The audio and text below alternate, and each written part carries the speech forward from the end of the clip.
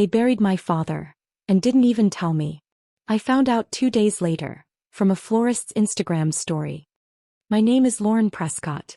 And from wherever you're watching this, tell me in comments, have you ever been erased by your own blood like you never existed? The post was just a white marble casket, roses, and a vague caption. Rest well, sir. We'll miss you. My hand shook. I stared at it like it was a riddle I couldn't solve. The date. The time. That was 2 days ago. No text. No call. No email. Not even a damn obituary sent my way. I scrolled frantically through my siblings' pages. Silent. No tribute. No photos. Just a cold, calculated blackout like he died in secret. He raised me. Held my asthma pump in his shirt pocket when I was 7. Called me champ even though I was his only daughter. And now he was gone. And I had no idea until strangers knew. I called my older brother Nate. Straight to voicemail. I texted my younger sister Madison. Left on read. The next day I got a message. Not an apology. Not even a "we're sorry we didn't tell you." Just this. "Hey, we didn't think you'd want to come. But we need your help. The tombstone costs $18,500. Can you cover it? At least do this much if you really loved Dad." I stared at that message so long I forgot to blink. $18,500. Like I was just a wallet with a broken heart. No room at the funeral. But plenty of room on the invoice. I took a breath. I didn't scream. I didn't reply. Instead, I picked up my phone and called someone I hadn't spoken to in years. Dad's lawyer. Because if they thought I'd just write a check and cry in silence, they had no idea who they'd shut out. The stone they asked for? I'd pay for it. But not from my account. And I'd carve something else into that marble. Dad's lawyer, Mr. Halperin, still had the same sandpaper voice I remembered from court visits during Dad's business days. "Lauren," he rasped. "Didn't expect to hear from you. I'm sorry about your father."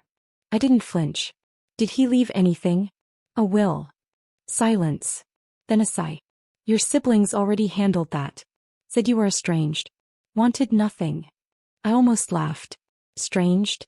No, I just moved 3 states away and stopped funding their vacations. They called that distance. I leaned back against my kitchen counter, every light off but one. "Check again," I said quietly. "I was never taken off any documents. Not officially." He hesitated, then promised to look. 3 days later I got a call. And a file. One I opened with trembling fingers. There it was. An old, forgotten life insurance policy. $180,000. Still active. Dad had signed it 10 years ago. Beneficiary, Lauren Prescott. Only name on it. Untouched. Unchanged. And the best part? They had no idea it even existed. Because it wasn't in the estate file. It was a personal policy from when I helped him recover from surgery back in 2013. He said, "You're the only one who came. I want to make sure you're okay when I'm not here anymore." I'd forgotten those words. They hadn't. They remembered just enough to block me from the funeral. But not enough to check the quiet corners of his life. Mr. Halperin's voice came back through the phone, firm and low. "You want to transfer it?" I smiled. "No. I want to use it." "On what?" I sent him the screenshot of Nate's message. Then I told him exactly what to do. Cover the tombstone bill. Full price. All $18,500. But send the funds from the insurance payout. Under my name only. With legal notification attached. Funds paid by Lauren Prescott.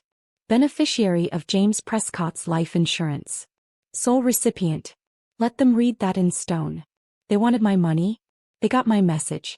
And they weren't getting a single dime more. Because this wasn't just about a funeral. This was a declaration. Of who he trusted. And who he didn't. The tombstone was installed 3 weeks later. Polished, heavy, and silent. Like the man who used to sneak me butterscotch candies during Mom's long sermons. I didn't go to see it. But I got the photo from the lawyer. There it was. James Robert Prescott. 1956 to 2024. Loving father. Missed deeply. And beneath it, in smaller chiseled letters. Provided by Lauren Prescott. Sole beneficiary. I could almost hear Nate throwing a chair. Madison choking on her green juice. The same people who ghosted me on his death. Were now learning, from Granite, that I still mattered. No, that I was the only one who mattered to him in the end. They didn't even wait 24 hours. Nate called first. I let it ring. Then rang again. And again. Then the text came. WTF did you do? That was supposed to be from us all. Take your damn name off. Oh, now I existed. I waited a beat. Then typed. You're welcome. Madison followed with her specialty, guilt masquerading as grace. We were grieving. We didn't think you'd even want to be there. You've always been distant. Funny. I wasn't too distant when they needed help covering Mom's mortgage last year. Or when Nate lost his third job and I loaned him $5,000 I'd never see again. I stared at her message. My fingers hovered. But I didn't write back. Because I wasn't here to explain myself anymore. I was done being the emotional landfill for their excuses. I'd paid for the stone. I'd stamped the truth on it. But there was more. Oh, there was so much more they didn't know.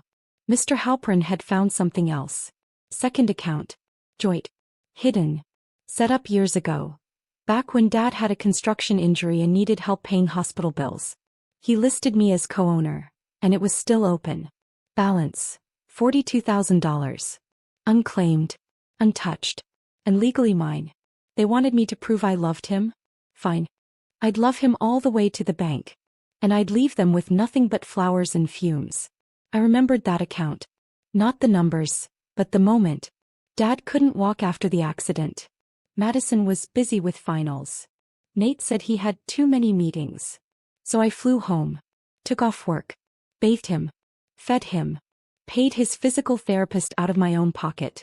He made me soup once with shaky hands, spilled half of it, then smiled and said, "If I had one soldier left in my corner, it's you, Lo."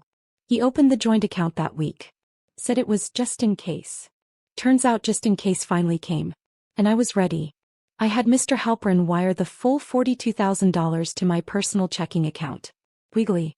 Quietly. Cling. Then I booked something special. A private memorial. Just me. No pastors. No plastic smiles. No hypocrites. Just an old bench, Dad's favorite jazz playlist, and a lake view 2 hours from where he grew up. I sat there with the urn I'd collected separately. Turns out the family couldn't be bothered to collect his ashes after the funeral. They left it with the funeral home for over a week. Disgusting. I brought him to peace myself. Scattered the ashes at dawn while Take 5 by Dave Brubeck played from my speaker. He always hummed to that track while cooking scrambled eggs. I whispered, "They forgot you, Dad." But I didn't. And let the wind take what was left of the man who once stood between me and a charging Doberman when I was 6. When I got home, that's when the real storm hit. Nate had finally seen the insurance paperwork. He'd gone back to Halpern furious. Demanded answers. Proof. A fight. But the paper trail was clear. My name. My name. My name. And none of them could touch it. So he sent one last message. Dad didn't mean to cut us out. You manipulated him. You were always his little puppet. Puppet. That was rich. Coming from a man who hadn't spoken to Dad in 6 months because he refused to co-sign his third mortgage. I didn't reply. Instead, I contacted a friend of mine from college. She was a journalist now. Human interest stories. Family legacies. And I had something she'd want to see. Because this wasn't just about inheritance anymore. It was about who actually showed up. And I was about to show up, for everyone to see. The article dropped on a Thursday. Title: Forgotten Daughter Carries Father's Legacy Alone, While Siblings Fought Over Tombstone Font. It was brutal. Every quote verified. Every dollar trail documented. Every absence accounted for. I didn't say a single cruel word in it. I didn't have to. The facts were colder than revenge ever needed to be. Photos of me at the memorial. The joint account record. A copy of the insurance policy.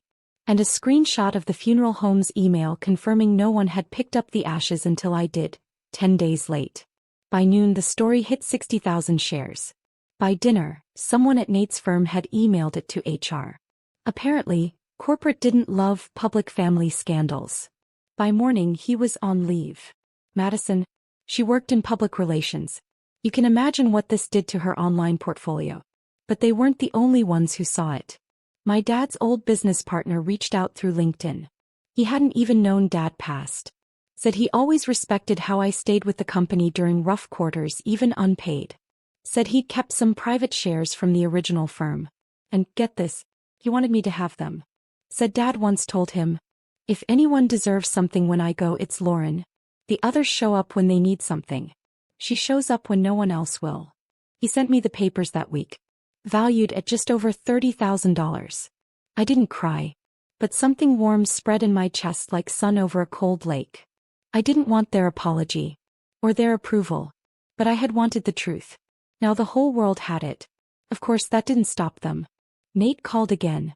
Voice frantic this time. You need to take that article down. You made us look like monsters. I finally answered. Come, even. No, Nate. You made yourselves look like monsters. I just held up the mirror. He stuttered, cursed, hung up, and then a knock at my door. I wasn't expecting it, but when I opened it I froze. Because standing there wasn't Nate. Or Madison. It was someone I hadn't seen in 10 years. Someone who really knew Dad. And who had a secret I didn't see coming. It was Mrs. Holloway. Dad's old neighbor from when he moved out after the divorce. Her eyes were softer than I remembered, her hands still trembling like they always did when she handed over Dad's mail. But this time she was holding something else. A worn leather journal. Edges curled. Pages marked with sticky notes in faded ink. I think you should have this, she said, placing it in my hands like something sacred. He wrote in it every day. Always about you. I couldn't breathe. I invited her in, hands shaking harder than hers now. She sat down slowly, smoothing the hem of her cardigan. He used to read parts of it to me when his back pain was bad. Said it helped him remember what mattered. I opened the first page. January 6, 2018. Lauren brought soup today. She doesn't know I heard her cry in the kitchen. I wish I'd told her more often how proud I am. Page after page. Not a single mention of Nate's startup schemes or Madison's weekend yoga retreats. Just me.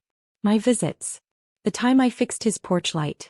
The way I rubbed his hands when arthritis made him wince. I wasn't just his daughter. I was the only one he trusted to carry the pieces of his broken dignity without flinching. Near the back, one line made my throat close up. If love were currency, Lauren's paid more than anyone could ever owe. Tears blurred the ink. But I didn't wipe them. Because this wasn't revenge. This was redemption. Mrs. Holloway reached into her bag and pulled out an envelope. Unmarked. Yelled. He wrote this for you. Told me to wait until after the funeral. Inside was a check. $18,500. The exact amount for the tombstone. And a note in his careful, slanted handwriting. Don't let them say you did it for the money. I know you did it for me. That night I slept for the first time in weeks. Not on silk sheets. Not in smug victory. But in peace. Because the man they claimed to love in press releases and pity texts, he knew. He always knew. And the silence I gave them wasn't revenge anymore. It was mercy. 3 weeks later, Madison showed up at my office. Not announced. Not invited. She looked thinner. Hollow. Like someone who'd been spinning a lie so long, even her reflection stopped believing her. Lauren, she whispered. I just want to talk. I folded my hands. Didn't smile. Didn't offer coffee. He took that as permission. I was wrong, she said, eyes darting everywhere but mine. We were all wrong. I should have been there for Dad. I tilted my head. Because you feel guilty? Or because the whole internet saw who you really are? She flinched. Good. Then she reached into her purse and pulled out a neatly folded apology letter. I didn't touch it. You can keep that, I said quietly. Frame it. Show it to your followers. Put it in your PR portfolio under damage control. Her lip trembled. And for a moment I almost saw my little sister. The one who used to braid my hair before school and sneak extra cookies into my lunchbox. But that girl, she grew up. And somewhere along the way she stopped believing love meant showing up. I just wanted to be seen, Madison whispered. Dad always made you the hero. I stood up, gathering my things. No, Maddie. He just saw who showed up. That's not favoritism. That's clarity. She didn't follow me when I walked to the door. Didn't cry. Didn't scream. Just stood there, as if realizing for the first time the weight of what she lost. And what I never asked for but earned. Outside I took a breath. The kind that feels like shedding an old skin. Because it wasn't about tombstones anymore. Or inheritance. Or viral stories. It was about peace. The kind you carve out yourself when no one hands it to you. Later that night I went to Dad's grave. The new stone stood tall, clean, understated, like him. I placed a single gardenia at its base. Then pulled out the leather journal and read aloud his entry from my last visit. She showed up again today. Even when no one asked. Especially then. The wind moved like breath through trees. And somewhere inside me, something finally let go. It took months for the noise to die down. The article stayed up. The comments kept coming. Some with fury, others with grief. People who'd lost parents and been erased from their own family's mourning. People who'd paid for funerals they weren't even allowed to attend. If this ever happened to you, I wrote once under a comment, say same. The replies flooded in. But I wasn't there for the noise anymore. I was building something new. In silence. In truth. In Dad's name. I took the $30,000 stock gift and used it to launch a scholarship fund. One Dad and I talked about on long nights when the meds made him loopy and sentimental. The Franklin T. Rhodes Scholarship. For first-generation girls going into engineering. My father was never rich in dollars. But he was rich in knowing what mattered. And I had the honor of turning his memory into something that couldn't be stolen, rewritten, or edited with guilt. Nate tried to sue me. Said I exploited the family name for clout. My lawyer sent back a single sentence.